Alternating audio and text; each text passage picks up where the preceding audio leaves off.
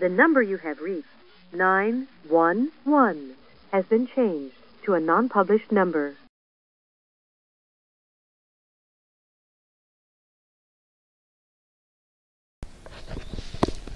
The date is August 18th, 2011. The time is now 9:19 hours. Present is Detective Peter White, badge number 4932 with the Arizona Department of Public Safety Special Investigations Unit. Also present is Detective Jeff Brown with the DPS Special Investigations Unit, badge number 4878, and Officer Alejandro Ruvalcaba. Yes, Ruvalcaba. And the location of the interview is the Quartzsite Magistrate Court, located at 465 North Plymouth Avenue in Quartzsite, Arizona. This is a criminal interview pertaining to criminal allegations made against Chief Jeff Gilbert while as the Chief of the Quartzsite Police Department. The report number is 2011-02-462. And if you could give me your full name. Alejandro Ruvalcaba. Okay, and age? 36. And if you could give me a physical description. It's 5'8", 215, brown and brown. Okay, and what's your occupation? Police officer. And who are you employed by? Quartzsite Police Department. And what's the business address? It's 305 North Plymouth, Quartzsite, Arizona. And a business telephone? 928-927-4644. And how long have you been employed? 3.5 years. And what's your current rank? Just a patrol officer.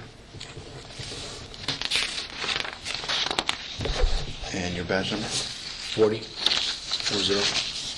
And that's the same as your call sign? I'm sorry? What it is the same thing, as yes. Call sign.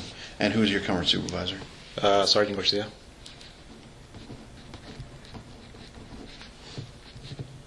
Okay. Did you sign the letter of no confidence? Yes, I did. I signed the memo, attached to the letter. Yeah. Okay. And this would be the memo, referring to a copy of the memo. Okay. When I signed that, I didn't actually have. They didn't have the letter attached to it when I signed that. Okay. I read the letter afterwards. And this is referring to the Quartzsite Police Officer Association memo dated May 10th, 2011. Correct. Okay. Did you author the letter of your allegations against Chief Gilbert? No, sir, I didn't. You didn't author that letter there? What do you mean by author? Like add stuff into it? Yeah, this letter right here. Did you author that letter? Did you actually write that? Did you write that? No, I did. Like the bottom, I did some cut and paste from the actual letter into this, and then I just put my name on there and stuff like that. Like at the bottom, where it says, by the agenda and the Quartzsite Police Department provide greater service and stuff. But everything that's in the letter that you're holding right now, you agree with and signed your name at the bottom? Yes. Okay. Did anyone ask you to write the letter? I was informed that if we had any issues, allegations, just put them on a piece write them down and give them to the president of the association. The problems were going to get resolved by that, or we were going to bring the issues up to the, through the chain of command and stuff. But And who brought that to your attention? Sergeant Pons and can't remember who was the other one. I believe Officer Norris. Did anyone force you to write it and sign that? No, sir, they didn't. They just, it was just a conversation, I guess, that, we had any issues, any problems, just to put them on a piece of paper.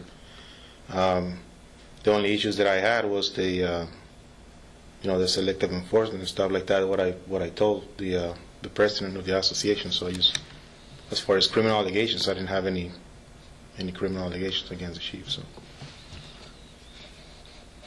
Okay. Why don't you have confidence in the chief? Well, when he came into his office one See, I have a copy here that I actually wrote down on. If you mind if I...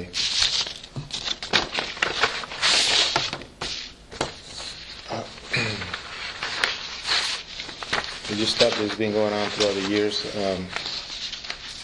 Where's it at?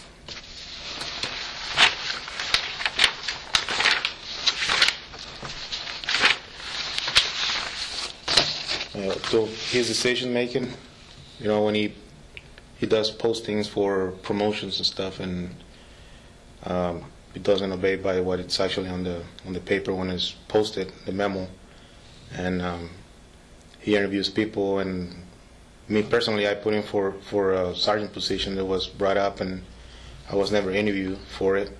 Every other officer did interview in his office, and he talked to me about that position while we were like at lunch. And one time I drove by his house, and then I just pulled up, and we were just like informal conversation about it, and things that he just goes to the extreme when he disciplines somebody. I mean, he never did actually discipline myself, but some other officers, and then he just asked for us to keep an eye on officers and put them on a piece of paper, and he just likes to, what I believe or may, look like that he just want to target certain officer for it.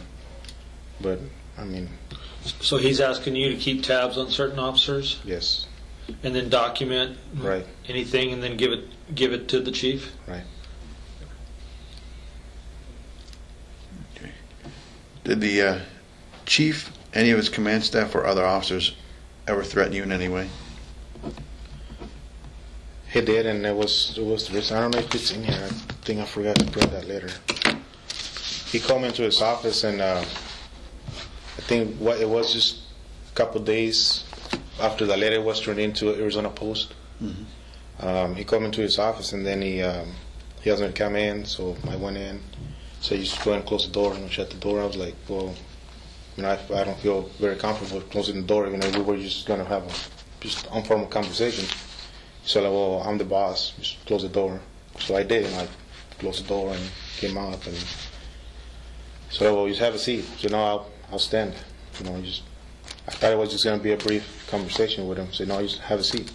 Then I, sat down, and he said, even though you don't want an explanation about, this is in reference to that position, that he didn't interview me for.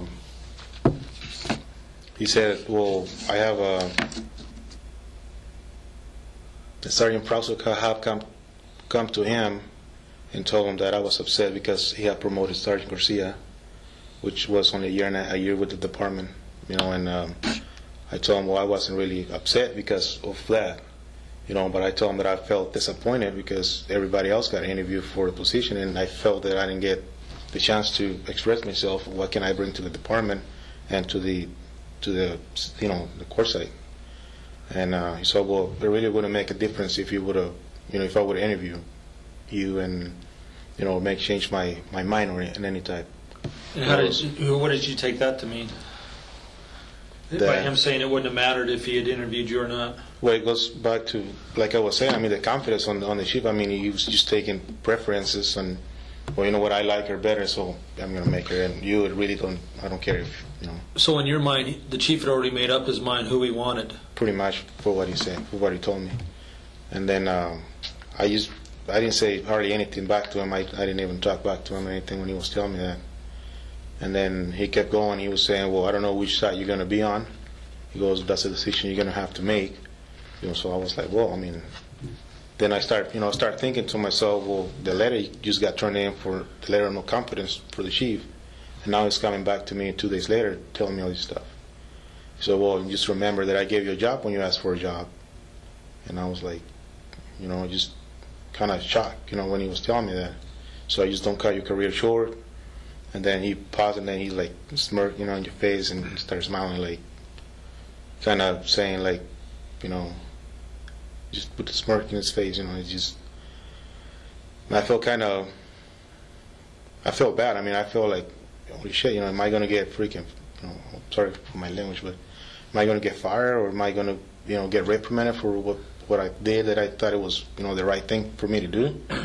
So I just walked out, and that's when as soon as I walked out, I wrote everything down or whatever, what had happened, what I said to him and what he said to me, and I turned that into the president as well. So you actually documented everything that pretty much went on in that meeting with the chief? Yes, sir. And you forgot to bring that with you, or you brought it? I thought I printed last night, but I guess I didn't. But I can get that for you. Yeah, if you could, we'd like a copy of that. Yeah, I can get that for you. And when I have my internal interview, or when I was in admin leave, they also have a copy of it because they showed it to me. This is one of them. I'm like, yeah, this is what happened. When I went in the chief's office. So they do have a copy somewhere in there because they showed it to me. Oh, right here. Now, can we have this copy, or is that your copy? Well, I have it saved, so if you guys would like to have that. Just like this right here. What is it? Oh yeah, that's it right there. Okay. Just so you actually have a copy of it? Okay. So he basically threatened you with your job. But that's the way. When he told me that, if I go into the chief's office, the boss, and he's like, well, remember I gave you a job when you asked for a job, and it's a decision you're gonna have to make. Basically saying which side you're gonna get, jump in, and remember, don't cut your career short. And I was like, I didn't say anything, but I was just, So you took that as a threat? I did. Yeah. And was that prior to you going to that interview with that private firm?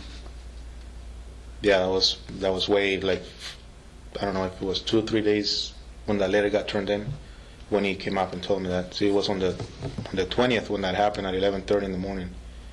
So the letter had just got turned in, I don't know, if maybe a couple of weeks before this date.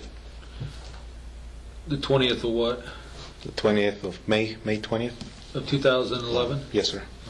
And when was that internal interview? That was about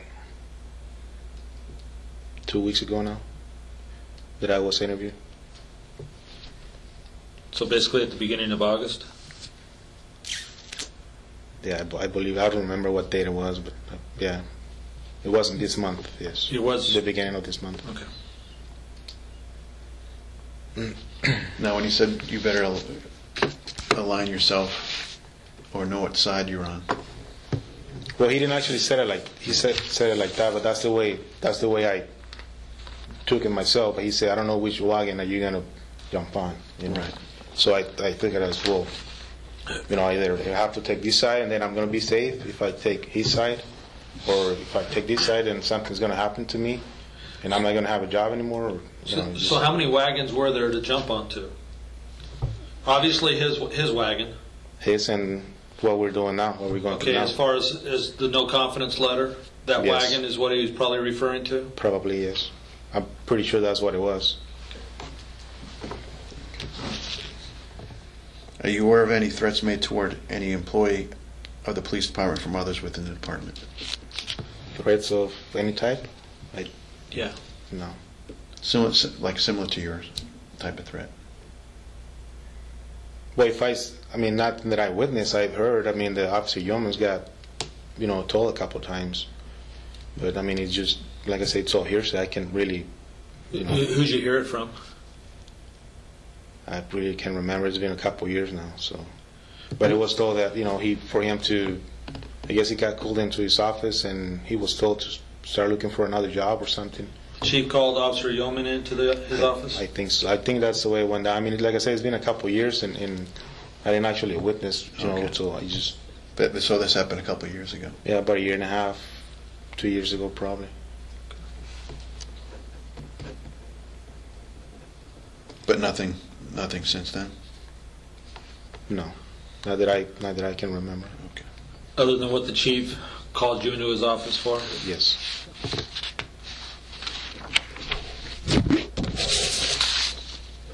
Pretty much everybody, for the way I see it, it's just everybody holds back because, before all these happened, I was really, afraid of, if I say something, he's going to reprimand me, he's going to do something, fire me or whatever.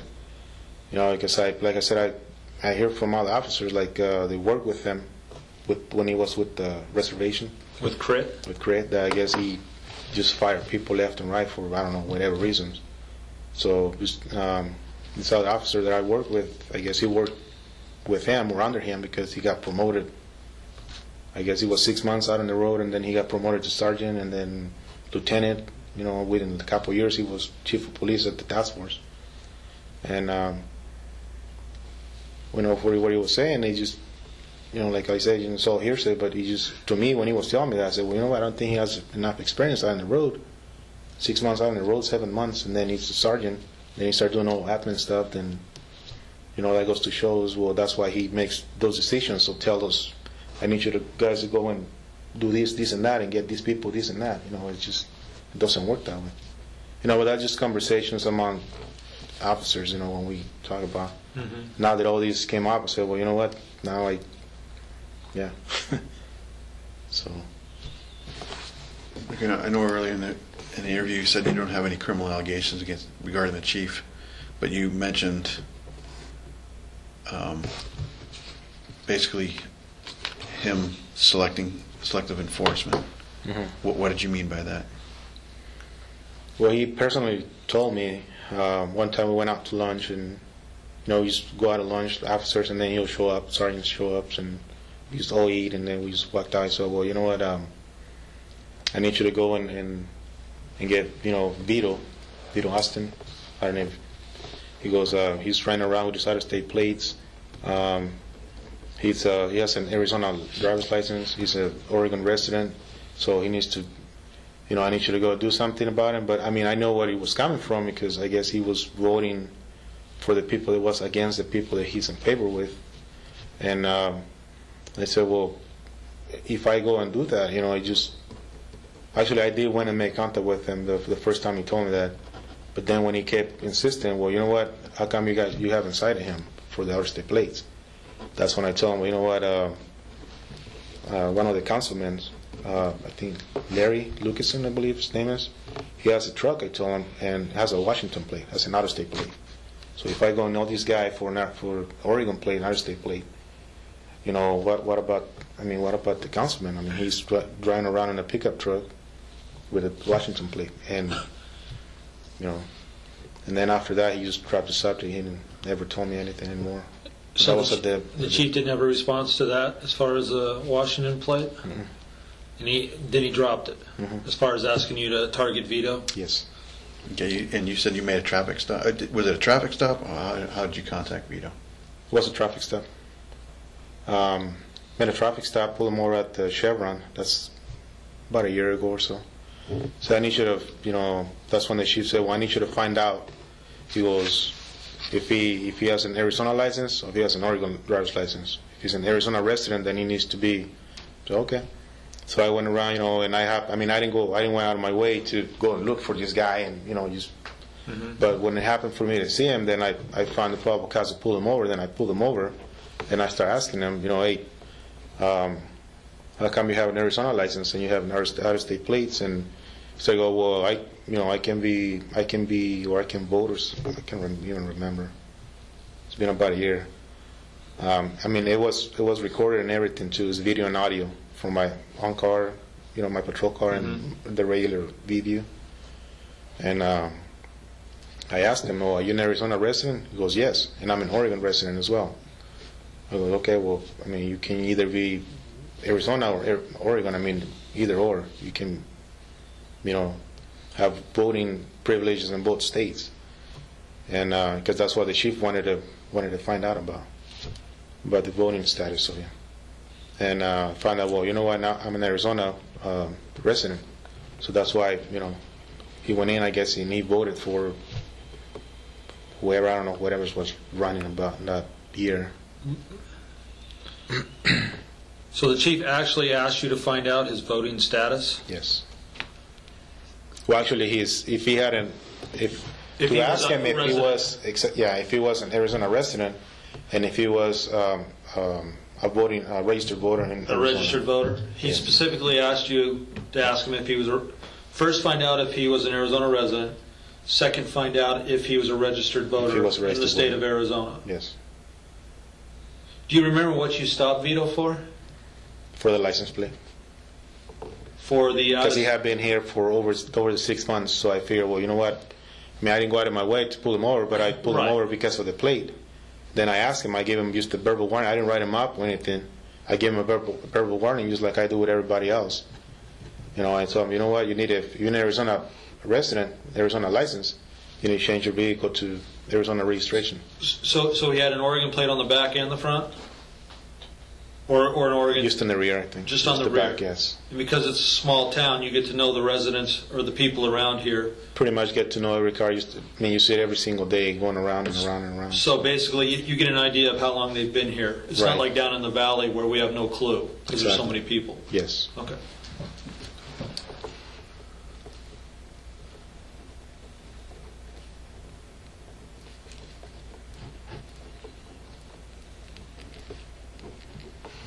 Now, did Vito vote opposite of who the chief has aligned himself with? I Or don't do you know. I don't know. I have no idea. No. Okay. But I know that's what he was trying to find out because he was voting, I guess, for, I believe it was Mayor Foster. And for some reason, I don't know, Mayor Foster and the town hall, the people from here, with the chief of police and everybody. I don't know what the reason is. They just, I'm pretty much trying to stay out of that politics stuff, but sometimes, we get drawn into it for some reason or other. Do you recall when this incident happened with Vito? It's probably about a little bit over a year. I believe, there's a video, but I don't know if a lot of videos have been disappearing lately, so I don't know if what's been happening from the actual system. So. Is that abnormal? Well, sometimes we have problems with videos, uploading and downloading and stuff, but But lately it's been more than normal, or? it's just been happening. So Just been disappearing, huh? You don't know why, but some are disappearing. yeah, or there's a problem with it where it says the video's encrypted or something like that, so you're not able to open it up for some reason. Okay. Okay, so is this the only incident that he ever directed you to stop and cite or arrest someone? That's the only time. That one, and there was this other guy too. What's his name?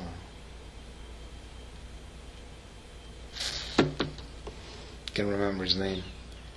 But he had an out-of-state plate on the front and Arizona plate on the back. Michael Roth.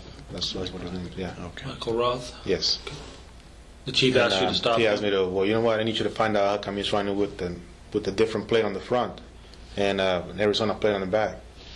And my answer was, well, there's nothing wrong with it. It's just like having a vanity plate on the front. If he has Arizona only requires to have one plate on the rear, and if he's displaying an Arizona plate, then I don't see anything wrong with it. So it was a vanity plate on the front, and There was an out-of-state. It looked like an out-of-state plate. I don't know. I didn't even know what state it was. Like I said, a lot of stuff that he directed me, asked me to do, that I didn't think it was right. I didn't go out of my way to do it. To be honest. how often does Chief Gilbert actually patrol? Patrol, not really. But he goes out to the calls and So obviously he monitors the radio, yes, and he's listening to what's going on in the town of Quartzsite. I think so. But for him to show up in calls and know where Right. we at and stuff. So So yeah, obviously he has to hear the calls for him to show up on certain calls, certain stops and stuff. yes, And so you never stopped Michael Roth for that? no, I never did. Officer Yeoman's the one that did, and I watched that video as well because, like I said, all the videos get downloaded to the same computer, and Officer Yeoman was trying to find out what to sign him for, but he even cracked the IRS book open, and there's really nothing in there that you can, because having a different plate on the front, Arizona used to require one plate to the rear, unless you buy another one. And he met that requirement.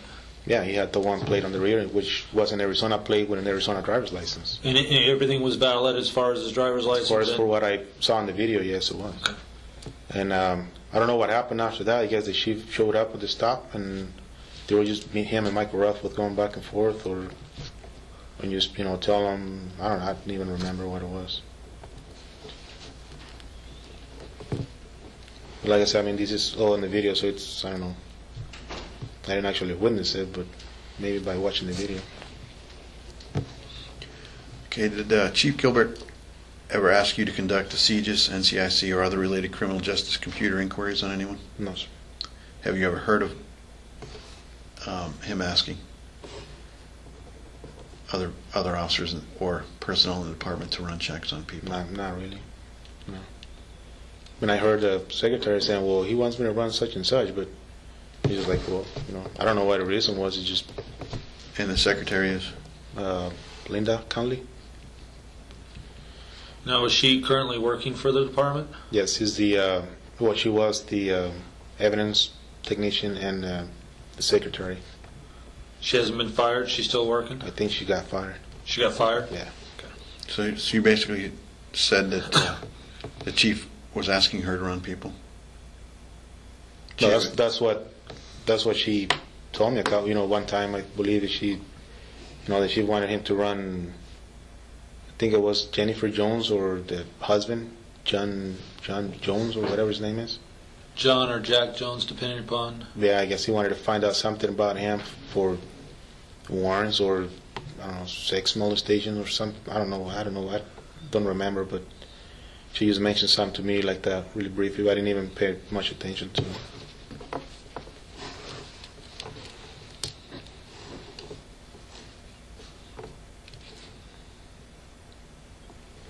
And how do you do most of your inquiries when you're out on the road?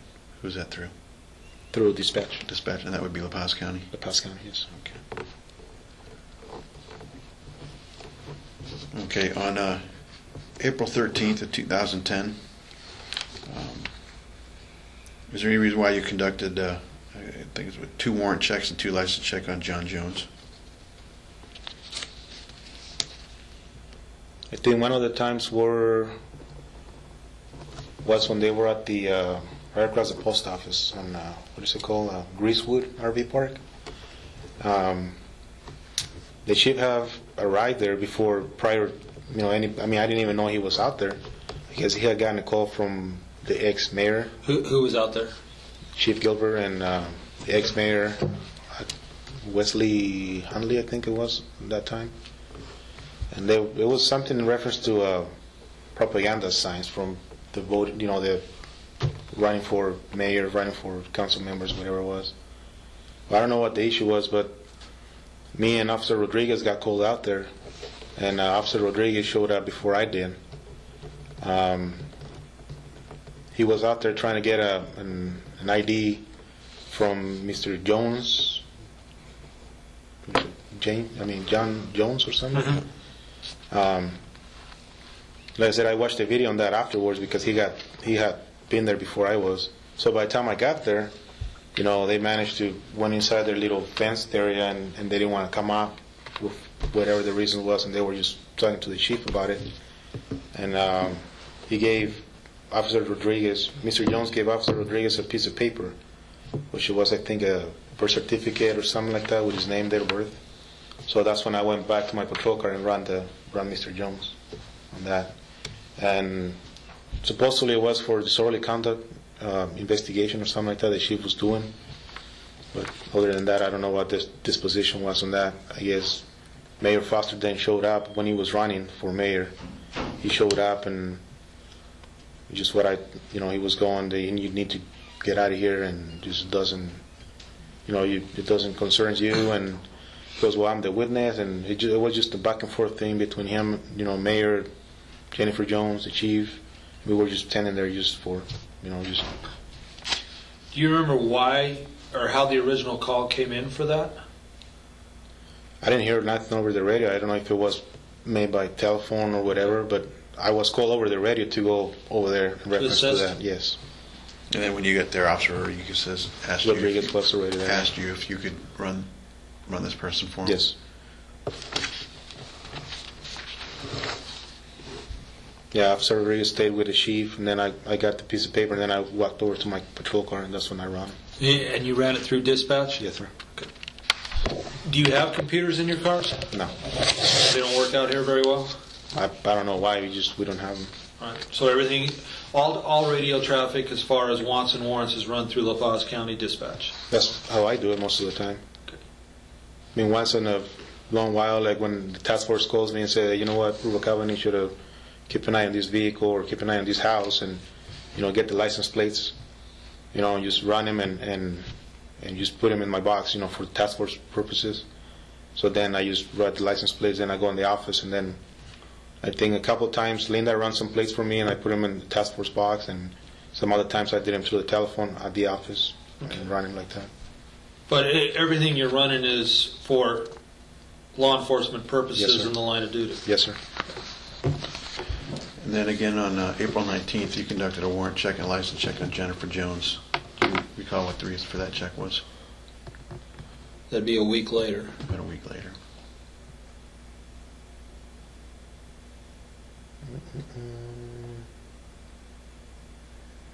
I do not remember that. I mean, we just get called back to these people over and over, sometimes, and it might have been maybe when they were over here at this other place in Central, or when they were over at the main event.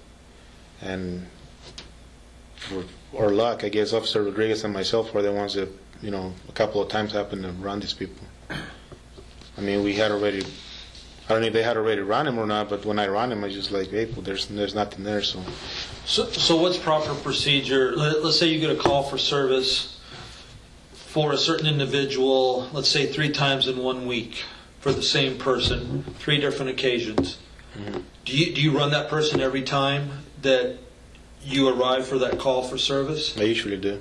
Okay. So I don't know if a warrant is going to pop up, or they got fines to be paid and they don't pay their fines and the warrant gets issued. Right. So every time if I go to call and I know the person, even though I know him, because I've been there several times, and I still run him again. Just, Right, because every day things are being entered into the computer, new Yes, things. sir. Yes. Okay, so basically you don't recall why you ran that Jennifer on that day?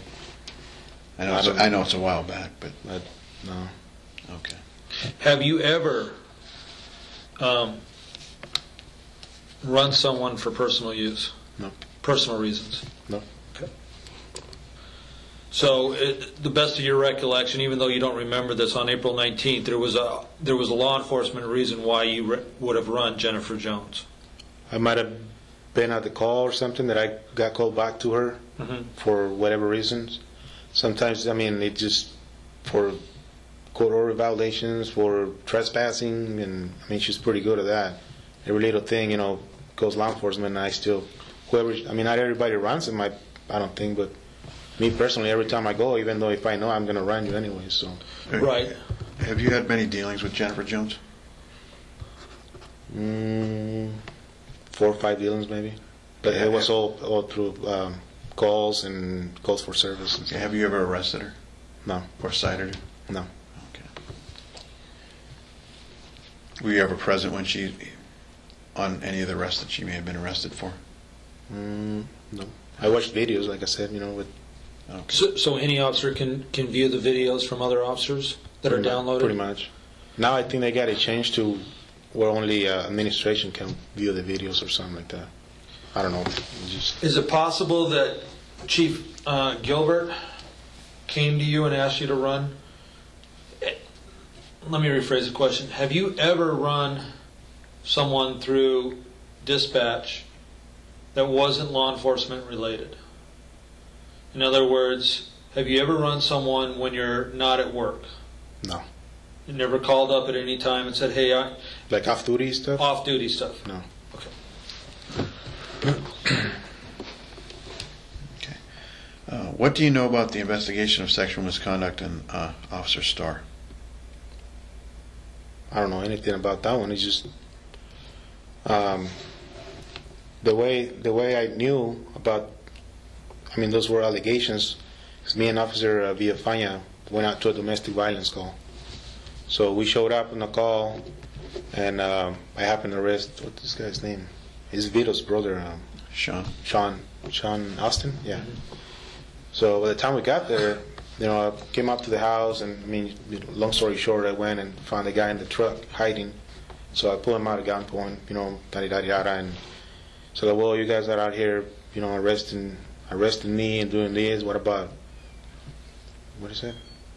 I believe it's the Officer Star, messing around with my daughter-in-law, and not daughter-in-law, it's a stepdaughter. And I was like, you know what? Those allegations, you're gonna have to bring it up, and I mean, to a higher, not just to me, the regular officer. Then when I handcuffed him and everything, Officer Villafana, he's the one that actually, went ahead and I don't know how, but this guy gave him some information about, like websites or like Facebook or stuff like that, yeah, and passwords and all this stuff. And he asked me, say, hey, well, you know what, dude, we need to turn this stuff in, because I mean it's a pretty serious allegation. So he's all like, well, you know what, yeah, first thing in the morning I'm gonna, because I work graveyards and he usually comes in earlier than me. He works like the split shift. So he came in, and I guess he said, you know what, I already turned everything into the chief, and I guess he was gonna look into it. But after that, I didn't hear anything. I didn't know anything anymore. So you don't know what the outcome of that investigation was? Mm-hmm. Do you know why Officer Starr was terminated? No, we were never told. Okay. And so you're not aware if any investigation actually took place?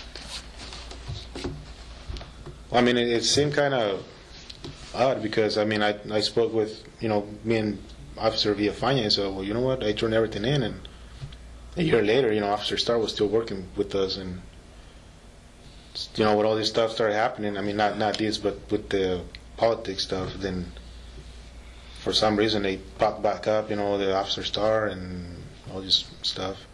And that's when it got brought up back to the chief, and I don't know, I guess he called Officer Villafana into his office, but I don't know what happened. He didn't tell me anything of what went down in the office or anything. So. Okay, so Officer Villafana, you said he never told you anything after that? No, he didn't tell me what happened when the chief called him into his office. Okay. Okay, are there any issues that you wish to address which weren't previously discussed in the interview?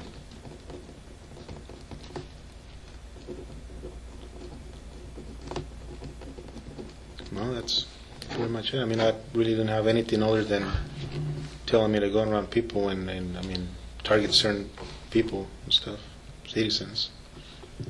Do you recall what citizens he asked you to target? There was Michael Roth. He told me a couple of times, and for some reason he was just after Vito Aston for some reason, and the other one was Mr. Jones. I guess he wanted to find out because he didn't have an ID. For some reason he just wanted to find something on him for some reason. But that's about it. So those three people. Mm-hmm. How about Russell Seas? Russell Sayas. I heard him say something about, telling me something about Russell, but I didn't even go, out of my way. I didn't even pay attention to him because he was a registered, I guess, he lived in Oregon or something like that, or up north somewhere, and he managed an RV park here, and I guess he had gotten an Arizona ID or license, whatever, just to register as a voter. And I guess if she found out, and he didn't like that because he was going to vote, in favor of Mayor Foster, I believe, or something like that. And he wanted to find out, wanted me to go and run the plate and make sure, get the printouts on the license plates and all this stuff. But I never did actually, that I remember. So the main reason that you signed the letter of no vote of confidence is one, because of the chief's tactics as far as the promotional process. And you can correct me if I'm wrong, but like with our department, the letter comes out, okay, we're testing for sergeant, here's a resume we have to do, and then if you pass these, here's an oral board that you have to do. Mm-hmm. So he wasn't following the proper steps for the promotional process? He was not. Okay, so that was your main concern. That was the last thing that I said, well, you know what, we need to do something about this, because, I mean, it can't really be happening. So he he hired somebody from the outside, and then a year later he's sergeant now. I mean, it just, how can you? I mean, you respect them because they're gonna have the sergeant stripes and stuff. You're gonna still follow the orders and everything, but how can you actually trust or show what, if you don't know? Within the year that I worked for, with Sergeant Garcia now, I mean, she pretty much ditched calls, over the radio, and she didn't show up to calls or either show up late. He just, comes in late, goes home early, and stuff like that. Did Sergeant Garcia sign the letter of no vote of confidence? No. I think it was Garcia, Patterson, Javier, and Sergeant Schultz. But, I mean, Schultz is pretty much neutral. You don't want nothing to do with nothing. So that was the main reason you signed the letter. Secondary to that was the fact that, according to your words, the chief had selective enforcement. Yes, and I don't think he had enough.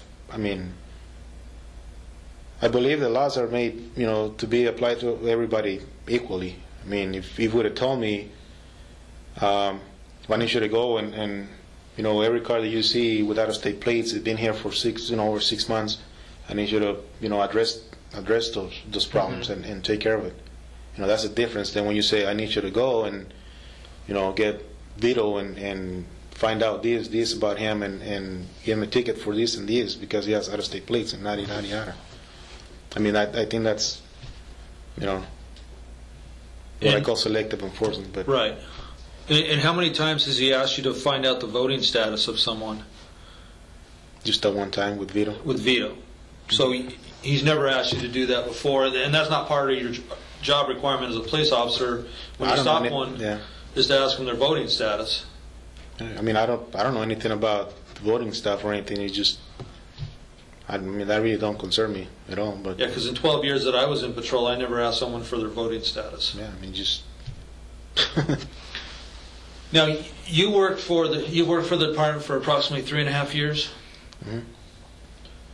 And yes. My understanding is the chief's probably been in his position for approximately 5 years. Is that correct, give or take? About 4, a little over 4 years now. That I can remember.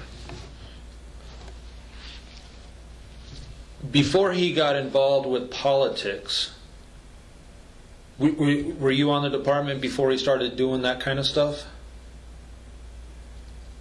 I guess my question is, have you seen a change in the chief?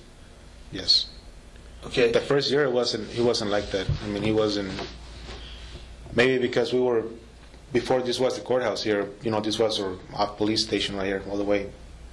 I mean, both this side of the building, and maybe we didn't notice that much because he was here. And now that we moved over there, after a year that I started working here, then he was hardly ever at the office. He was always over here with the town manager or here at the town hall for some reason. Did the chief ever approach you in the first year that you were employed as an officer to go selective enforcement? Never. It was after the move? Yes. Things started happening. It started changing for some reason. His way of managing the department and yeah, pretty much. Okay. Now working for Quartzsite Police Department as it currently is now, are you in fear of retaliation? Yes. I mean, even though I got my job, I got cleared from administrative leave, but I was given a letter. I mean, if I was cleared from administrative leave and I was given a letter that I was going to basically put in on some type of review status, it kind of made me like, well, when the assistant town manager told me that, I was like, so that means you guys are just going to change your mind later, because if I you go to one of the meetings with the association, or if I go, and hang out with them, like car washes, like they're doing, like, he goes, well, no, it's not. It got nothing to do with, what do you say? It has nothing to do with that, but, we can certainly change our mind. I was like, So almost like you're back on probation again? pretty much. Okay. But it doesn't really say. It says there that something about my performance and my job performance and my. I can't really remember what the letter says. I forgot to bring it to. And Sergeant Garcia is your supervisor, correct? Mm-hmm. Yes. But I mean, it has. When I opened that letter, it has nothing to do. What we're doing has nothing to do with my. I got reinstated, but it has nothing to do with my. The way I work or the way I do my job and stuff. So. That's the way they have it worded in the letter. So pretty much if I don't want to do, or if my stats drop down, or whatever the reason is, they can just pretty much see ya. And they can just, that's the way I understand it. They pretty much wash their hands and say, well, you know what?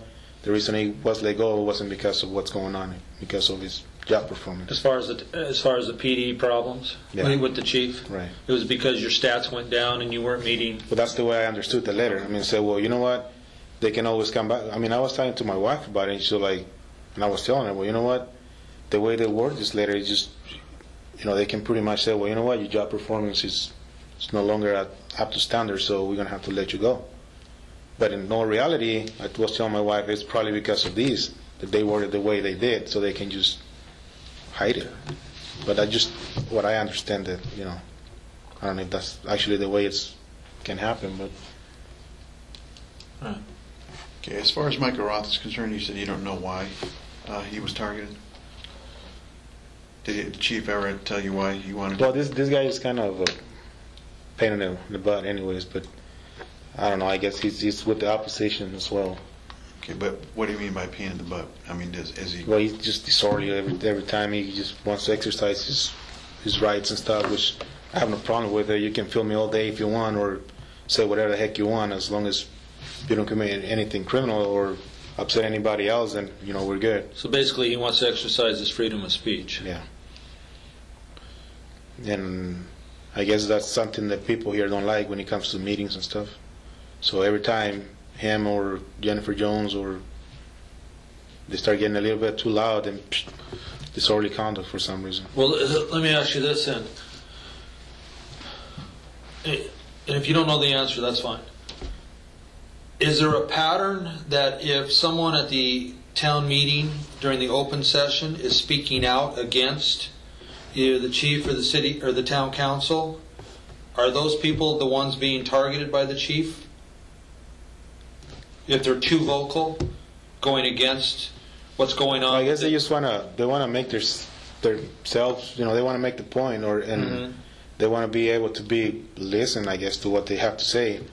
And most of the time when they start doing it, they just shut them down right away.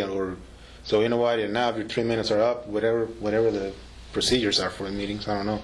Okay, but after they've been vocal in the meeting, and let's say the meeting ends, and then a couple days go by, is there a pattern with the chief asking his officers to start finding dirt on those people that are too vocal at the town meetings? I think it has something to do with it. That they used, because I've been noticing that I guess now restraining orders and court violations for trespassing and all these, they try to get an issue for public place and for these people not to come into the meetings and stuff. Okay. But like I said, I just kind of, if they want to say whatever they want to say, that's the right. So Yeah. Okay. But just as long as you don't, And you were asked by the chief on Michael Roth because he had an out-of-state plate on the front. The front, yes. Okay. Okay, and just to clarify, Russell C.S., I think you said something about the chief asked you to try to find out his voting status, but you never did. Yes. Okay. To find out if because he had heard or something, and I don't know, he might have even run him in the office or something by Linda. I don't know. I'm not sure, but he said he was a registered voter and he had an Arizona address, an Arizona ID or license. What's the only way that you're going to know what people has? If you're running, right? But to your knowledge, Russell Cias hasn't committed any criminal act that would justify having him run, to your knowledge? No, not until he came to one of the meetings. He was passing something out that spoke against the chief, and he went and tried to give the letter to the chief or something, and I don't know if he threw the letter at him, at the chief of police, or he gave it to him, he put it up on his chest, or something happened. But that day he got arrested or cited for disorderly conduct or in long form charges for assault or something like that. But I really don't know how it went down on that one. And that was a video as well, but good luck with that one. Okay. I know during the interview you said that you have a little fear of maybe losing your job, the way the letter was written to you. Are you holding back saying anything in this interview because you fear that you might lose your job for what you say? No, I mean what's done is done, and I'm standing behind for what I did, for what I think is right, and I mean it's like I said when I was interview, say, well, you know what, I take responsibility for whatever's going on, so I'm not gonna say, well, you know what, no, I'm sorry, I regret this, whatever. I mean I know there's some stuff that was wrong, and like I said, I mean it's not very much what I have, but when you say some stuff was wrong, you're referring to what the chief was doing, correct? yes, to like having people run Right. for just whatever reasons. Not what you've done. As far as you haven't done anything wrong. I don't think I have. Okay. So you don't regret signing the letter because you signed it because you wanted certain things possibly fixed within your department that the chief was doing. And because I wanted to get covered under the whistle law as well. That's why I signed that, because when that was given to me, the president said, well, you know what, we all need to sign it so we can be protected under the whistleblower law. And, so, okay, and well, when you say the president, you're referring to William Ponce? yes, sir. Okay. Do you have any questions? No. Do you? Okay, Probably later, never fails, and later it will come up. Okay. And that's fine. End of the interview, and it's 10:11 hours.